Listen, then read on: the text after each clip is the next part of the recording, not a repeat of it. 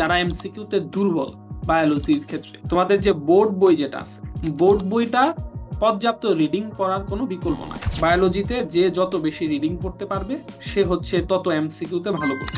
আর একটা কথা হচ্ছে যে এইটা একটু নিজেদের মধ্যে প্র্যাকটিস করার জন্য, একটু নিজেদের মধ্যে জাজ করার জন্য একটা সুন্দর একটা উপায় আছে, যে উপায়টা ফলো করলে তুমি এমসিকিউতে ভালো করতে পারো। সেটা হচ্ছে তোমাদের গাইড থাকুক বা টেস্ট পেপার থাকুক, যেটাই থাকুক, আমরা তো গাইড দেখে দেখে এমসিকিউ গুলা মুখস্থ করার চেষ্টা করি, কিন্তু এটা না করে গাইড দেখে শুধু গাইডের ভিতরে শুধু প্রশ্নগুলা দেখবা, নিজে উত্তরগুলা বোর্ড বই থেকে বের করবা।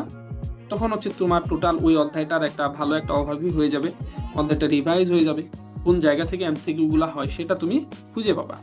আর এটা এমন না ফিজিক্সের মতো না যে ম্যাথ করতে হবে, এই ম্যাথটা হয়তো যেমন শুধু সূত্রটা আছে, ম্যাথটা তো হুবহু নাই, এই জন্য ফিজিক্সে ম্যাথ প্র্যাকটিস করতে হয়, কেমিস্ট্রির বিক্রিয়াগুলো প্র্যাকটিস করতে হয়, ফিজিক্সের ম্যাথ বা জেনারেল ম্যাথের ক্ষেত্রে ম্যাথগুলো প্র্যাকটিস করতে হয়। কিন্তু বায়োলজি সম্পূর্ণ ডিফারেন্ট। বায়োলজি একেবারে অধ্যায়ের রিডিং থেকে হুবহু কমন আসবে, রিডিং এর বাইরে থেকে নট এ সিঙ্গেল কোশ্চেন, একটা সিঙ্গেল কোশ্চেনও রিডিং এর বাইরে থেকে হবে না। সো এই জন্য ফিজিক্স কেমিস্ট্রি ম্যাথের চেয়ে এমসিকিউতে ভালো করার বায়োলজিতে একটা বেস্ট ওয়ে হচ্ছে বেশি বেশি রিডিং পড়া, মূল বইটা বেশি বেশি রিডিং পড়া।